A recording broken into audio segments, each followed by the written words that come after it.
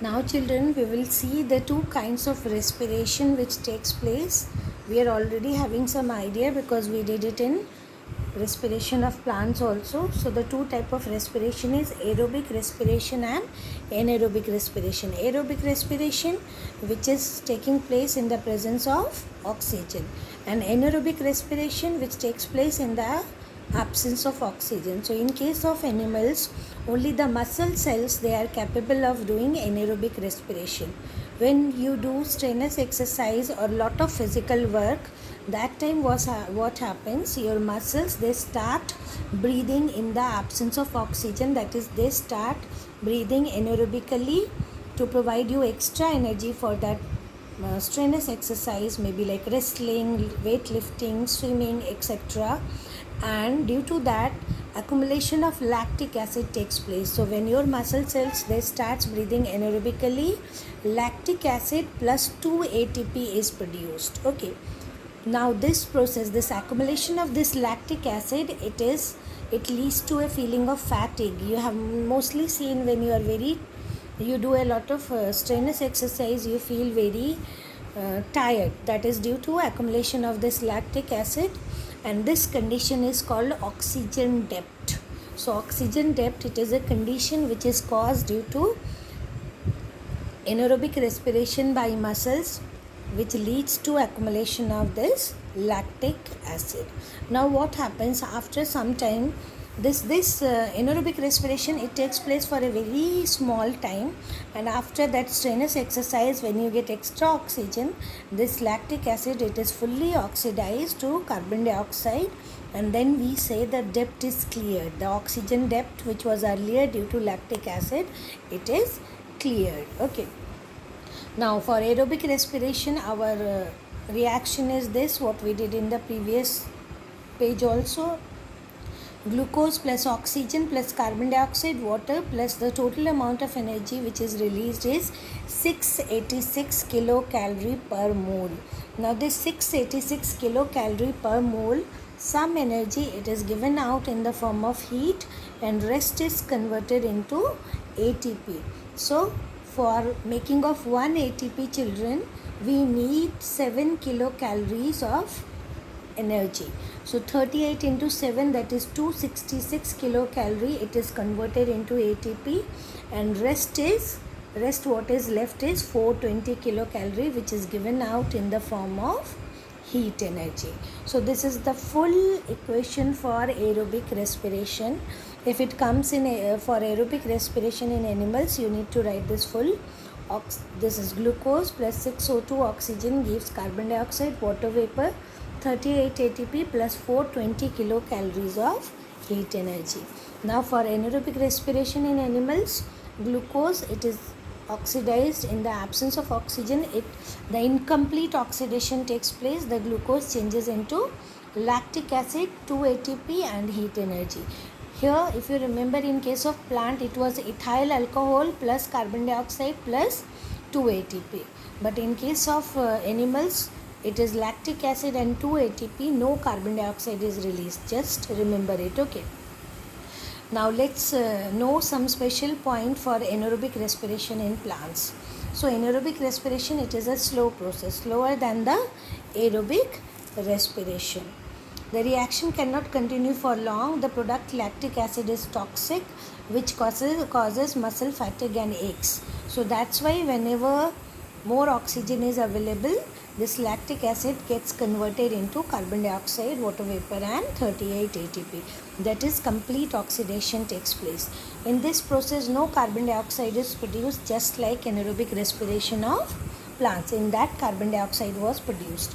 The total energy released per mole of glucose is much less compared to aerobic respiration. You can see here we are getting only 2 ATP. In aerobic respiration, we are getting 38 ATP. The basic steps in cellular respiration are same in plants and animals. However, the anaerobic respiration is different in the two in some respect. So we know anaerobic respiration of plant and anaerobic respiration of animal, it is different. In case of plant, it produces ethanol and carbon dioxide, but in case of animals, it produces only lactic acid, no carbon dioxide. plant, the heat energy released is more, and in animal anaerobic respiration, the heat energy released is less. Now children, will talk about the parts of respiration. Respiration is a very elaborate process. We can divide it further in 4 steps, that is breathing, gaseous transport, tissue respiration and cellular respiration. So let's discuss about this thing in detail. Initially it is breathing. So what is breathing? The taking in oxygen rich air and giving out oxygen, carbon dioxide rich air. That is called breathing. Breathing you can also say as external respiration. It is a mechanical process which takes place with the movement of your rib cage and your lungs. We will be reading it in detail. Next is gaseous transport.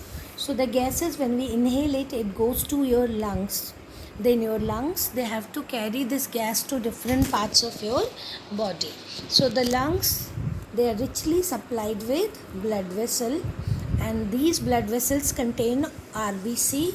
RBC contain a special pigment called hemoglobin. Hemoglobin, the heme part is iron and the globin part is protein. So what happens when you inhale this RBC, hemoglobin in RBC, it combines with oxygen and it forms oxyhemoglobin. Okay. Now this oxyhemoglobin, it is taken to your cells. Each and every cell, when it reaches to the cell, this oxyhemoglobin, it again breaks into hemoglobin and oxygen. Now this oxygen diffuses inside the cell. It goes inside the cell where already glucose is present. So this glucose, it reacts with oxygen and your aerobic respiration takes place, this one, and carbon dioxide is released. So this carbon dioxide comes out and it is taken by your hemoglobin, and then we call it carbaminohemoglobin. So talking about oxygen, children, maximum oxygen is transported through your hemoglobin, but a very small percentage of carbon dioxide is transported to hemoglobin in the form of carbaminohemoglobin. Maximum carbon dioxide, it is transported in the form of bicarbonate dissolved in blood plasma. We know blood, the liquid part of the blood is called blood plasma. So oxygen, it gets dissolved in hemoglobin and it is transported to tissue in the form of oxyhemoglobin. But carbon dioxide, a very small percentage, it is dissolved in with carbon dioxide, we call it carbaminohemoglobin, and rest it is dissolved in bicarbonate, and dissolved in the form of bicarbonate in plasma, and it comes back to your lungs. So tissue respiration. Tissue respiration is the actual transport of these gases which takes place as I told you just now. So tissue respiration, the terminal blood vessel, that is capillary, they deliver the oxygen to the body cells or tissue where the oxygen diffuses through thin walls, and in the similar way the capillaries pick up carbon dioxide by them. This is tissue respiration. You can see these are capillaries and you can see RBC inside the capillaries. These are RBC, this one is WBC. So from RBC what is happening? Oxygen is going inside. You can see the oxygen, it is going inside the cells through the tissue fluid. So it goes inside the cell through simple diffusion. Inside respiration will take place and the carbon dioxide, it is released back to capillaries. So this particular exchange of gas in the tissue or the cells, it is called tissue respiration. So from capillaries, oxygen goes to cells or tissue, and from tissues carbon dioxide comes to capillaries, and capillaries then take it to lungs, back to lungs, so that we can breathe out. Now the last part, that is your cellular respiration, that is actual respiration taking place. So this reaction which we write it for cellular respiration.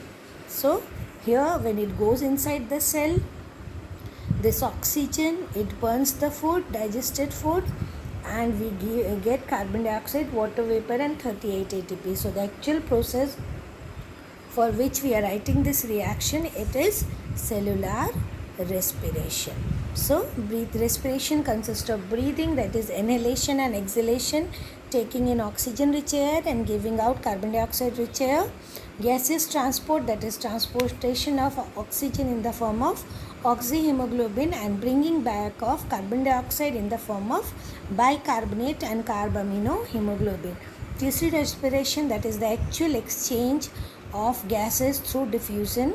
From capillaries, oxygen goes inside the cell or tissue, you can say. Tissue consists of many cells, and carbon dioxide comes out from the tissue into the capillaries, which is taken to the lungs. And finally, the cellular respiration, which consists of this particular process. The oxygen taken in the cell, it is used for oxidation of glucose and giving out of carbon dioxide, water vapor and energy. I hope this is clear, children. Thank you. We'll do the next part in next class.